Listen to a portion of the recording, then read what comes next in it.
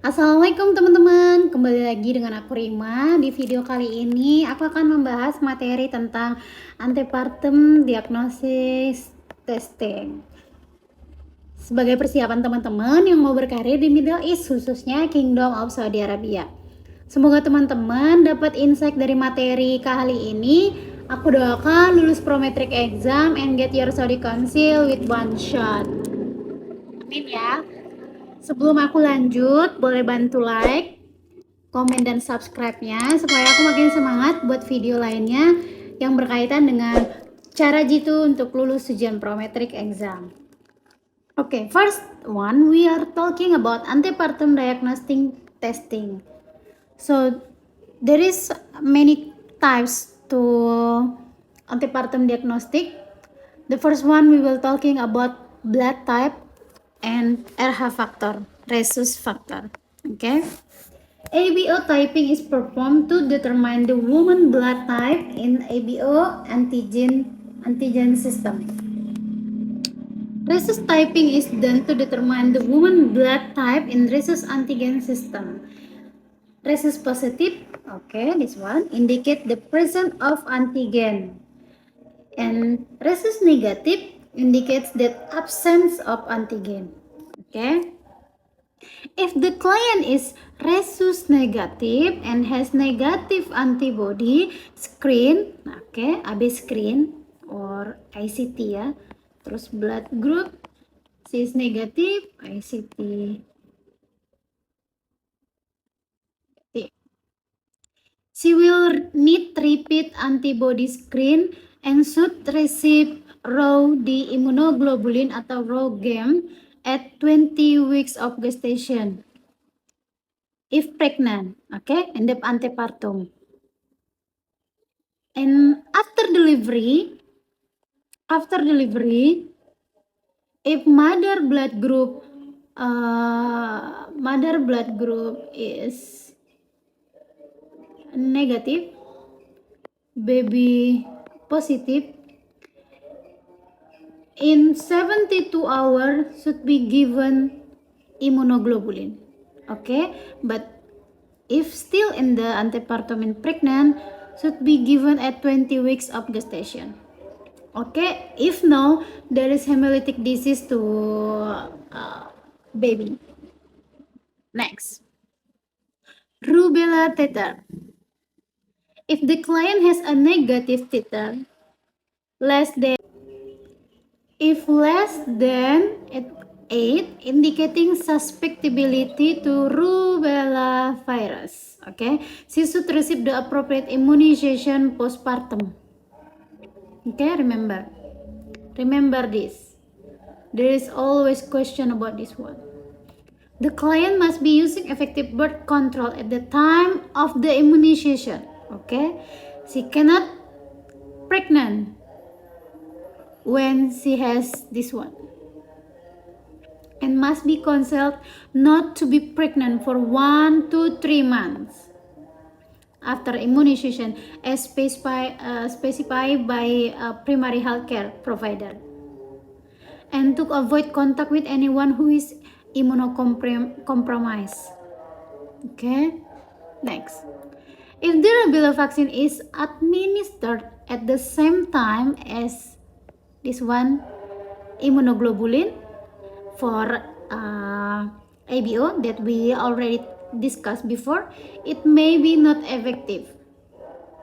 So, rubella vaccine is administered postpartum before discharge via subcutaneous routine if the titer less than 1/8. Inquire about sensitivity to 8. Okay, so rubella not given during pregnancy, everybody, because the live attenuate virus may cross the placenta and placenta are risk to developing fetus. Next, hemoglobin and hematocrit levels. Hemoglobin and hematocrit levels decline during gestation as a result of increased plasma volume. decrease of hemoglobin level to less than 10 gram per deciliter, or in the hematocrit level to less than 30% indicates anemia. So remember, if mother pregnant, there is hemodialysis. It means pengenceran darah. That's why, like always, mother is pregnant, the HB or hemoglobin, it's a little bit decrease. But if less than 10, it called anemia. Okay. Next. Oh my god, this is same. I'm sorry. Next. Papillomacosis smear or pap smear may be done during the initial prenatal examination to screen for cervical neoplasia. If the woman has not had screening before or is beyond the recommended time frame since her last screening. Okay, this pap smear. Sexually transmitted infection and sickle cell screening. Okay, sickle cell screening. This is like anemia bulan sabit, like that. Screening is indicated for client at risk or sickle cell disease. A positive test may indicate a need for further screening. So this one, before we are talking about sexually transmitted infection, right? This. So monitoring for sexually transmitted, this one. Gonorrhea, laboratory test, this one.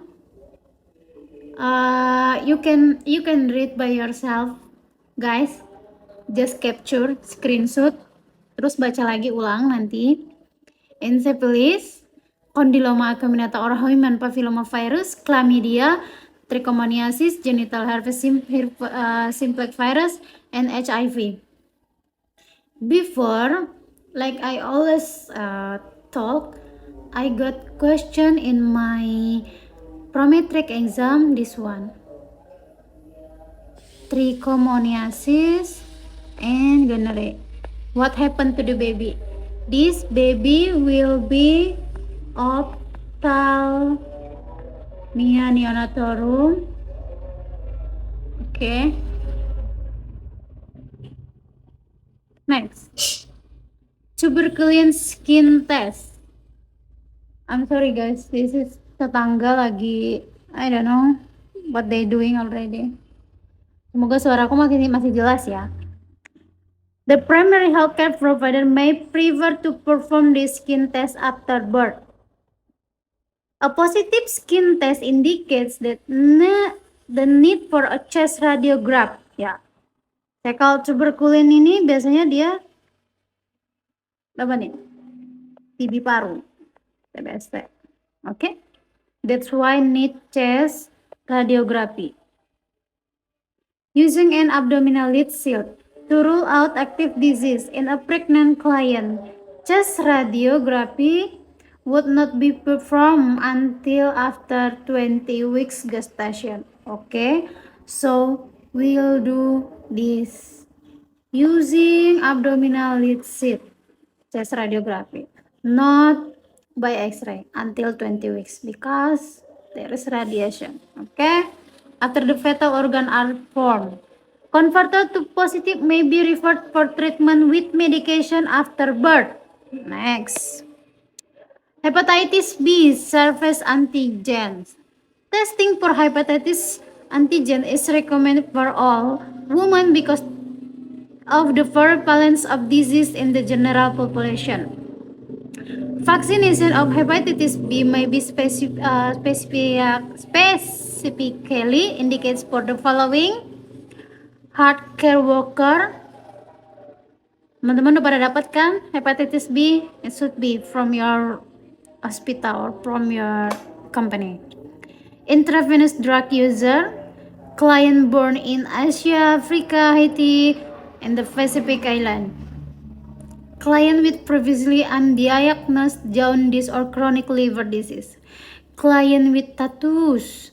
Client with histories of blood transfusion. Client with histories of multiple episodes of sexually transmitted infection. Client who have been rejected previously as a blood donor. Client with history of dialysis or renal transplantation. Client from household having member infected with hepatitis B or hemodialysis client. Okay? Hepatitis B vaccine is not contraindicated during pregnancy and may be recommended by primary health care provider. Next, glucose challenge test or GCT.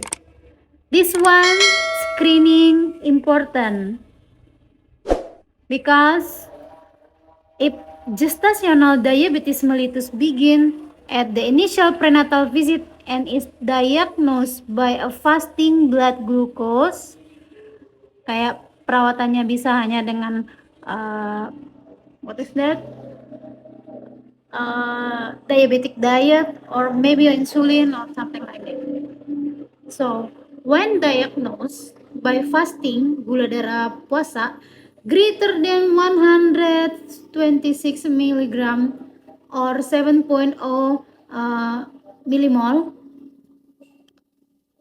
A1C, kan, greater than 6.5 or a random plasma atau plasma level greater than 200 or 11.1, then subsequently confirmed by an elevated fasting glucose level or A1C.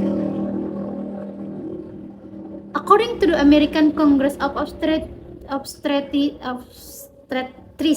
and Gynecologists, GCT using a two-step approach should be used in screening for gestational diabetes mellitus. A 50-gram oral glucose load without regards to time of day is given. After 1 hour, a plasma or serum glucose level is drawn and is considered elevated if it is the greater than 140 milligram per dl or 7.8 millimole, and a 3-hour GCT should be done. If the 3-hour GCT is above 130 to 140 or 7.2 to 7.8 is considered a positive result and may be indicated GDM or gestational diabetes mellitus.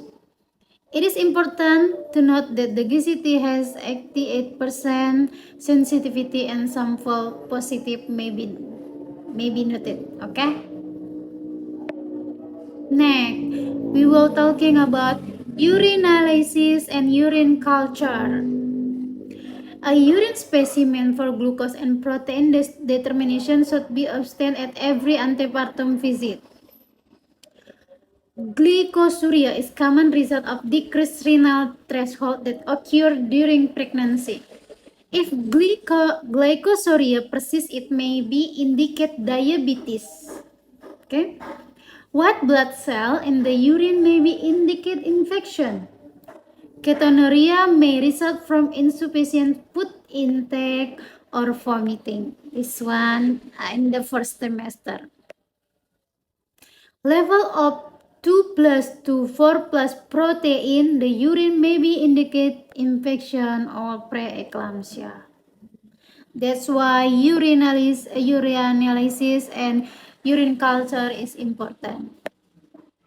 Next, we're talking ultrasonography. Outline and identifies fetal and maternal structure. Assist in confirming gestational age and estimate date of delivery and evaluating amniotic fluid volume, amniotic fluid index, which is done via special measurement. May be done abdominally or transvaginally. Okay, USG bisa abdominal and transvaginal. Can be used to determine the presence of premature dilatation of cervix or incompetent cervix. Okay. A transvaginal ultrasound is used during the first trimester to check the length of cervix. Okay. Intervention of ultrasound. If an abdominal ultrasound is being performed, the one may need to drink water to fill the bladder before the produce to obtain a better image of the fetus. If a transvaginal ultrasound is being performed, a lubricate probe is inserted to vagina. Yeah. The client should be informed that the test present no risk the client or the fetus. Oke. Ini materinya masih banyak banget. Kita bagi 2 sesi. Berikutnya tentang biophysical, Doppler, percutaneous umbilical, cord clamping, fetal protein, and another one we will talking in the next video. Enough for today. Sekian teman-teman untuk video kali ini. Untuk nextnya kita bahas di video selanjutnya ya. Jangan lupa like, subscribe, dan share video ini ke teman bidan lainnya. Semoga bermanfaat. Sampai jumpa di video berikutnya. Mau tanya-tanya boleh komen di bawah ya. Dan buat teman-teman yang mau dapat ebook versi lengkapnya dan join grup Telegram aku, boleh komen di bawah atau DM aku di Instagram. Terima kasih. See you. Bye-bye.